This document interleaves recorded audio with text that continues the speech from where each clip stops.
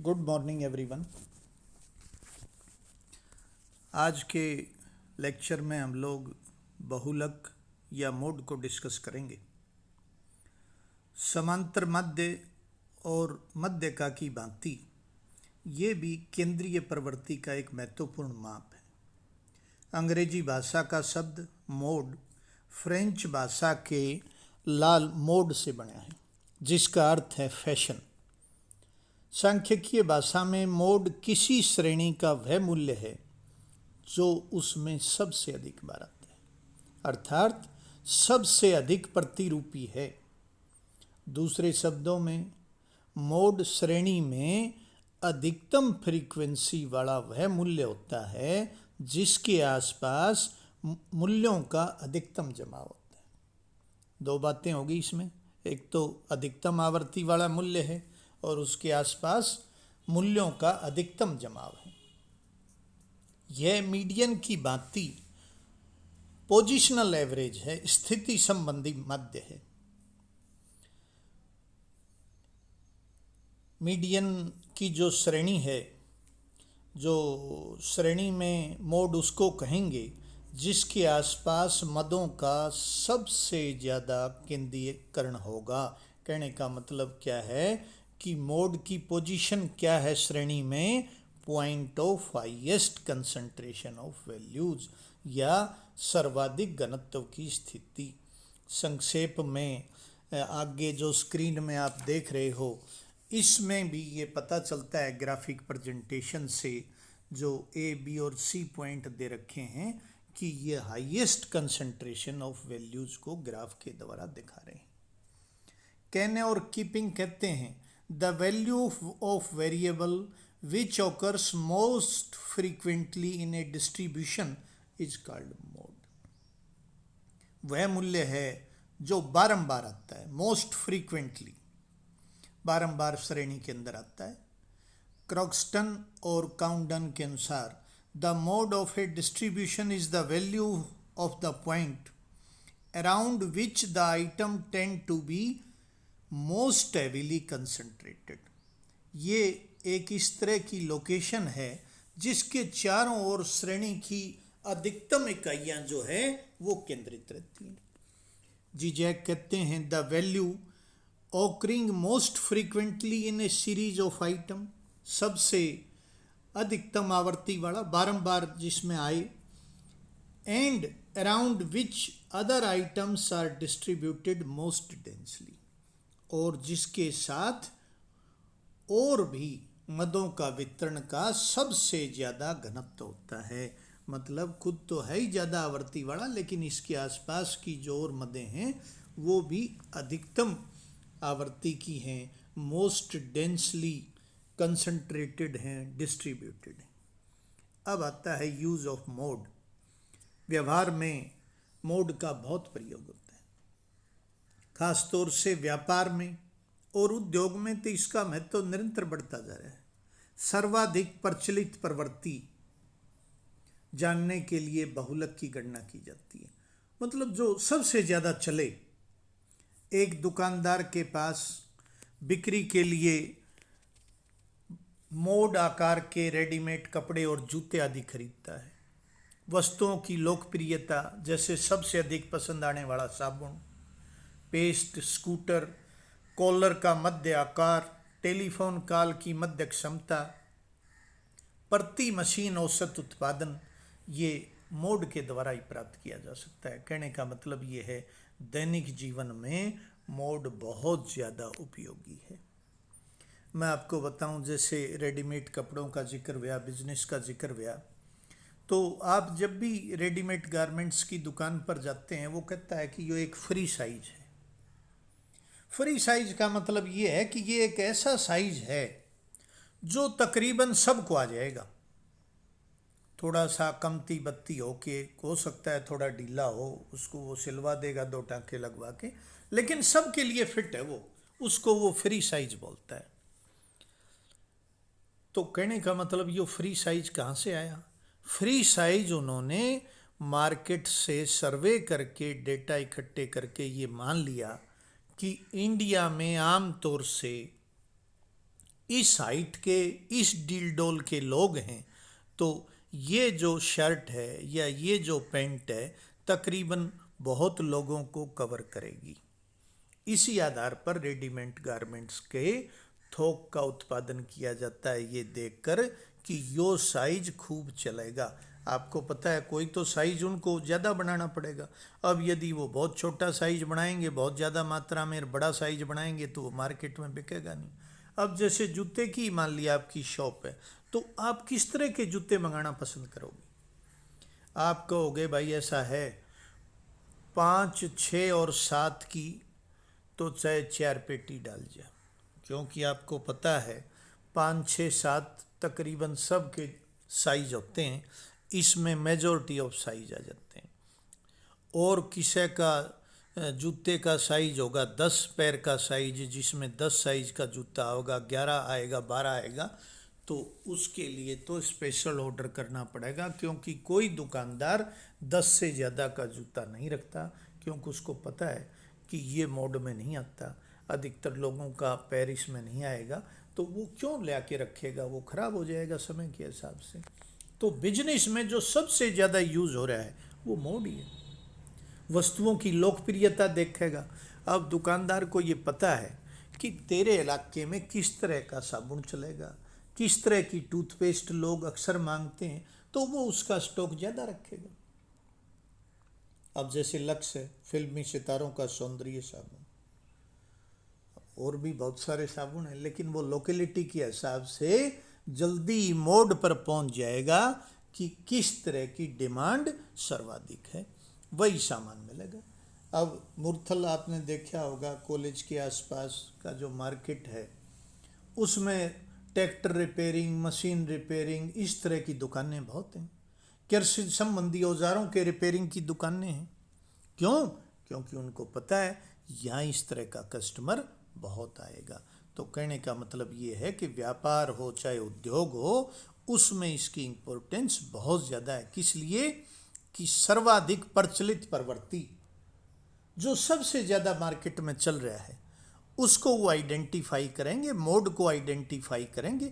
Mode तो अधिकतम आवृत्ति है, जो सबसे ज़्यादा आवृत्ति वाला पॉइंट है, तो उसी हिसाब से वो अपनी पास स्टॉक रखेंगे, अपने पास सामान लेकर आएंगे, क्योंकि उसकी बिक्री हो सकती है। अब आता है कैलकुलेशन ऑफ मोड कैसे करें। सबसे पहला calculation of mode in individual series. आपको पता ही है कि मोड सर्वाधिक फ्रीक्वेंसी वाला मूल्य होता है। व्यक्तिगत श्रेणी आवर्ती सहित जो सम्मक माला है उसको हमने जनरली देखा, जैसे नीचे एक एग्जाम्पल दे रखा है बाई इंस्पेक्शन मेथड में, वैसे जनरली देखा तो इसमें मिला कि जो 7 नंबर है वो 3 बार आया है। तो इसका मतलब इंडिविजुअल सीरीज में निरीक्षण विधि द्वारा, इंस्पेक्शन मेथड द्वारा हम ये देखकर भी पता लगा सकते हैं कि भाई 7 इस सीरीज में 3 बार आया है, तो इसका मतलब मोड 7 है। अब इसी में ग्रुपिंग मेथड है। जब संख्या ज़्यादा हो, आपको वैसे कैलकुलेशन करने में दिक्कत आए, निरीक्षण विधि से पॉसिबल नहीं हो, तो ग्रुपिंग मेथड का इस्तेमाल कर सकते हो। इसको हम डिस्क्रीट सीरीज में कन्वर्ट कर देंगे, फ्रीक्वेंसी लिख देंगे उसके आगे। अब एक तरफ वैल्यूज़ लिख ली, फिर उसके बाद टिक कर लिया कितनी बार कोई वैल्यू आई है, और सामने उसकी टोटल आवर्ती लिख दी, तो देखा कि 7 जो है 3 बार आया है, इसकी फ्रीक्वेंसी सबसे ज़्यादा है। और आपको पता ही है हाईएस्ट फ्रीक्वेंसी वाली वैल्यू मोड होता है, तो ये 7 हो गया। यदि श्रेणी में 2 या 2 से अधिक मूल्यों की आवर्तियाँ अधिकतम हों तो ये मुश्किल होगा, उसको बाई मॉडल कहेंगे। 3 वाली अधिकतम हो तो ट्राई मॉडल हो गया, इससे ज़्यादा हो तो उसको मल्टी मॉडल सीरीज भी कह देते हैं। आगे एक एग्जाम्पल और दे रखा है, इसमें भी निरीक्षण विधि से देखा गया तो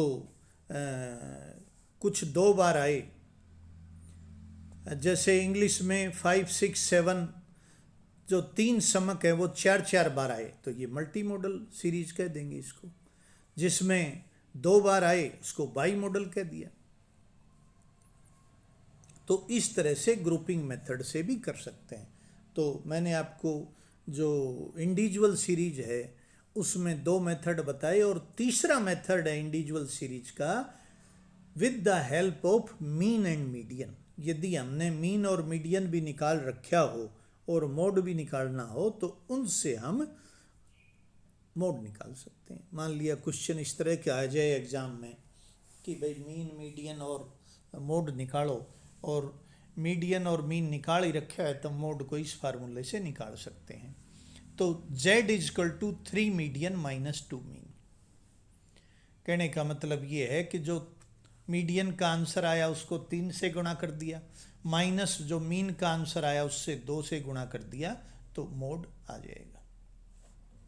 एक एग्जाम्पल दे रखा है, डिस्क्रीट सीरीज है ये, इसमें सीरियल नंबर, इंडिविजुअल सीरीज है, सॉरी सीरियल नंबर है ये, तो उसके आगे उसको आरोही क्रम में व्यवस्थित कर दिया। हम मीडियन निकाल रहे हैं सबसे पहले, तो आपको पता ही है कि जब मीडियन निकाल देंगे तो उसमें असेंडिंग या डिसेंडिंग ऑर्डर में करेंगे यदि वो इंडिविजुअल सीरीज है, और फार्मूला वही होगा m=n+1 size of th item. तो इससे निकाला तो m60 आया, और मीन निकाला सिग्मा x करके, टोटल जितनी वैल्यूज़ हैं उसमें 8 का भाग दे दिया, 8 टोटल नंबर ऑफ आइटम्स थे, तो वो x बार आ गया।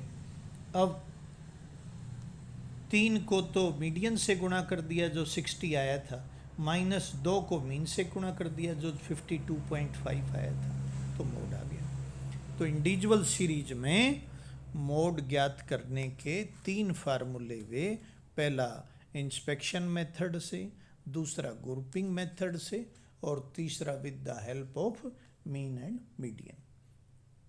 अब है calculation of mode in discrete series. इसमें भी 2 मेथड हैं, आपको पता ही है डिस्क्रीट सीरीज में फ्रीक्वेंसी भी आएगी, इसमें भी सेम वही इंस्पेक्शन मेथड है और ग्रुपिंग मेथड है। इंस्पेक्शन मेथड तो आपको पता ही है कि यदि इस तरह की सीरीज हो कि आवर्तियां हैं नियमित, जैसा कि स्क्रीन पे ग्राफ में दिख रहा है कि धीरे धीरे आवर्तियां बढ़ें, अधिकतम आवर्ती केंद्र में हो और बाद में आवर्तियां घटने लगें, तो ऐसी श्रेणी में जो मैक्सिमम फ्रीक्वेंसी है बिल्कुल साफ हो जाती है, तो उसकी जो वैल्यू है वो मोड आ गई। जैसे एग्जाम्पल दे रखे हैं, अब इसमें धीरे धीरे आवर्तियां बढ़ रही हैं, पहले 2 थी, फिर 3, फिर 21 पहुंच गई बीच में, फिर 6 आ गई, फिर 4 और 2। अब इसमें देखो 21 के पास 8 और 6 है, ये भी अधिकतम आवर्ती का कंसंट्रेशन है, तो इसमें इंस्पेक्शन से पता चल गया कि जो 20 आवृत्ति है 21 ये सबसे ज़्यादा है, और इसका मोड हो गया 225 रुपीज़ में, ये मोड हो गया। अब यदि इस तरह का पॉसिबल ना हो, हम इंस्पेक्शन मेथड से ना ज्ञात कर सकें, तो हमें ग्रुपिंग मेथड का सहारा लेना पड़ेगा। अब ग्रुपिंग मेथड में इसमें जब हम यूज करेंगे, जब 2 या 2 से अधिक मूल्यों की आवर्तियां अधिकतम हैं, मतलब एक अधिकतम की बजाय 2 हैं, अनियमित रूप से बढ़ रही हैं या कम हो रही हैं, अधिकतम आवर्ती केंद्र में नहीं है, बिल्कुल आरंभ में है या अंत में है, अधिकतम आवर्ती की एक और की आवर्तियां दूसरे और की आवर्तियों से भिन्न हैं, तो इंस्पेक्शन विधि से काम नहीं चलेगा, फिर हमने ग्रुपिंग टेबल बनानी पड़ेगी। अब आपने ध्यान देना है कि ये ग्रुपिंग टेबल किस तरह से बनेगी। सामने एक एग्जाम्पल में ग्रुपिंग टेबल बना के दिखा रखी है इसने। अब इसमें स्टेप कैसे होगा, पहले तो साइज लिख लिया लेफ्ट साइड में, उसके बाद उसकी फ्रीक्वेंसी लिख दी, ये एग्जाम्पल दिया हुआ है।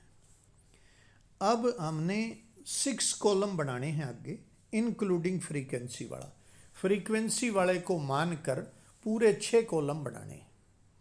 अब सबसे पहले हम क्या करेंगे, फ्रीक्वेंसी जिसमें दे रखी है क्वेश्चन में, उसमें हाईएस्ट नंबर को सर्किल लगा देंगे। उसके बाद सेकंड कॉलम में 1 + 2 का टोटल कर लेंगे, जैसे इस केस में 3 + 8, 10 + 12, 16 + 14, 10 + 8, 17 + 5, 4 + 1। यदि बाई चांस कोई फ्रीक्वेंसी इसमें छूट जाती है, जैसे इसमें एक और होती तो वो छूट जाती, कोई बात नहीं, आप उसको छोड़ दो। सिर्फ 2 का आपने ग्रुप बनाना है और उसके आगे उसकी टोटल करके वैल्यूज़ लिख देनी है। अब इसमें देखा हाईएस्ट फ्रीक्वेंसी कौन सी आई, 30, उसको सर्किल कर दिया। अब ये तो था 1 + 2। अब नेक्स्ट कॉलम में आपने 2 + 3 लेना है, 1 को छोड़ दो। जैसे इस एग्जाम्पल में 3 फ्रीक्वेंसी को आपने छोड़ दिया और उसके बाद 8 और 10 को ले लिया, फिर 12 और 6 को, सबको टोटल करते गए। ठीक है, लास्ट में यदि कोई छूट गया तो छूट गया, कोई बात नहीं। अब ये दोनों कॉलम तो थे 2-2 वाले। अब आ जाओ नेक्स्ट में 3-3। इसमें पहले 3 को जोड़ लो, 3, 8 और 10, 21 हो गया। फिर नेक्स्ट 3, फिर नेक्स्ट 3, फिर नेक्स्ट 3, कोई बच गया तो छोड़ दो उसको सिंगल। अब 1 छोड़ के 3, अब 3 को छोड़ दिया, 8, 10 और 12 ले लिया, फिर 3, फिर 3, ऐसे ही। फिर 2 छोड़ के 3 और 8 को छोड़ दिया आपने और 3 को ले लिया, फिर 3, ऐसे ही। तो कहने का मतलब टोटल आपने 6 कॉलम बना लिए, हर एक में हाईएस्ट वैल्यू को सर्किल कर लिया और फिर जो उसके आगे उनको लिख दिया कि कितने ज़्यादा हाईएस्ट हुए। अब जैसे इसने नेक्स्ट पेज में उसको टिक कर रखा है, आप इसी में आगे कर सकते हो, इसी में एक कॉलम और बना लिया और टिक करते गए। भाई ये जैसे मैं फॉर एग्जांपल बताऊं कि जो हाईएस्ट वैल्यू हैं उन सब के आगे आपको टिक करना है। अब जैसे सबसे पहला है 17 फर्स्ट आया फ्रीक्वेंसी वाले में, तो आपने 10 के आगे एक टिक कर लिया। दूसरे कॉलम में 30 आया।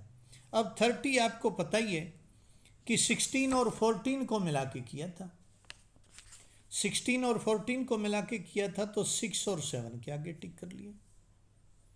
तीसरे कॉलम में 12 और 16 को प्लस करके 28 आया था, तो 5 और 6 को सही कर लिया। उसके बाद 42 हाईएस्ट है, उसमें 12 है, 16 है, 14 है, तो 12, 16, 14 कौन से वे, 5, 6 और 7। अब 40 है जिसमें 16, 14 और 10 है, तो 6, 7 और 8 इनके आगे टिक कर लिया। फिर 38 है, उसमें 10 है, 12 और 16 है, तो 10 तो हो गया 8 और 12 हो गया 5 और 16 हो गया 6। तो इस तरह से उनके साइज के आगे सही का निशान ले लिया। अब देखो सबसे ज़्यादा 5 फर्स्ट आए हैं 6 के आगे, 6 के आगे आगे 5 फर्स्ट। तो कहने का मतलब ये है, ये सबसे अधिक बार 6 मूल्य पाया गया है, इसलिए भूपृष्ठ क्या हो गया, Z क्या हो गया, 6 हो गया। तो इसको आपने एक पेज पर ढंग से बना लेना है ग्रुपिंग टेबल को।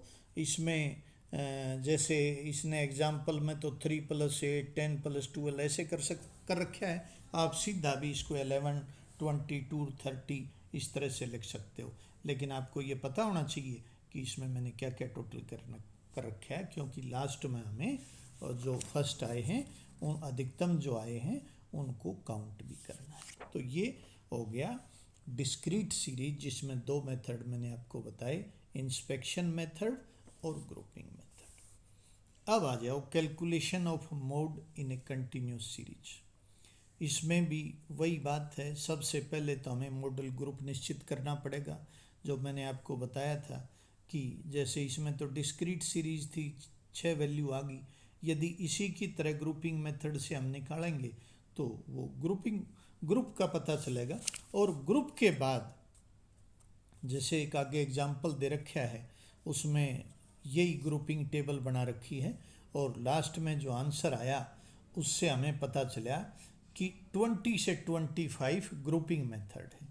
अब ग्रुपिंग मेथड में मॉडल कहाँ है, 20 से 25 के बीच में मॉडल कहाँ है, तो इसके लिए हमें क्या करना पड़ेगा, इसके लिए एक फार्मूला लगाना है, Z बराबर है L1 plus F1 minus F0 upon 2F1 minus F0 minus F2 into आई।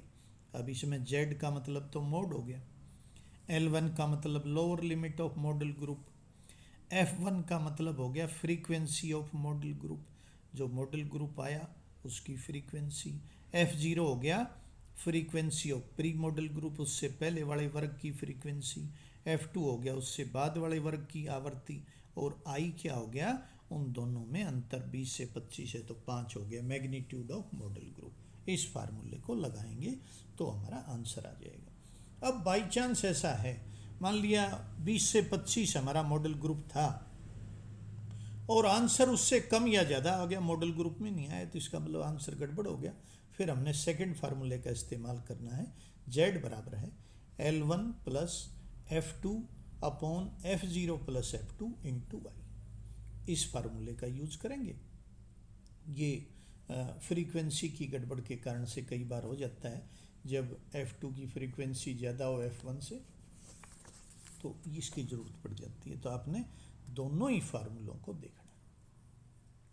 तो ऐसे ही कैलकुलेशन जब आप करोगे इसमें कंटिन्यूस सीरीज में, तो इसमें एक एग्जांपल दे रखा है यो, जिसमें ग्रुपिंग टेबल बना रखी है, calculation of mode bye grouping, और इसमें लास्ट में हमें पता चला वही फार्मूला है, सबसे पहले फ्रीक्वेंसी हाईएस्ट कौन सी हुई, उसके बाद 1 + 2, उसके बाद 2 + 3, उसके बाद 1 + 2 + 3, फिर 2 + 3 + 4, फिर 3 + 4 + 5। तो इनका मतलब ये हो गया कि जब आप 1 2 3 है, जैसे 2 3 4 जहाँ लिखा हुआ है तो 1 को छोड़ दिया था, और नीचे कोई वैल्यू सिंगल रहेगी तो उसको भी हम छोड़ देंगे। तो इस तरह से आपने मोड के क्वेश्चन करके देखने हैं, और आमतौर से इंडिविजुअल सीरीज की तो कोई बात है ही नहीं, इंडिविजुअल सीरीज पे क्वेश्चन नहीं आता, और डिस्क्रीट पे आ सकता है ग्रुपिंग में, लेकिन उसमें भी काफ़ी आसान है। तो कैलकुलेशन तो कंटिन्यूस सीरीज में ही बनेंगी। इसी के 2 फार्मूले हैं, ये दोनों आपने याद करने हैं और क्वेश्चंस भी देखने हैं पीछे। और कोई भी आपको क्वेश्चन ना समझ में आए या आपको कोई दुविधा हो तो आप मेरे को अपनी क्यूरी डाल सकते हैं इस पर भी, और अपने व्हाट्सएप ग्रुप पे भी डाल सकते हैं, लेकिन आपने इसका सारे क्वेश्चन करके देखने हैं। Thank you.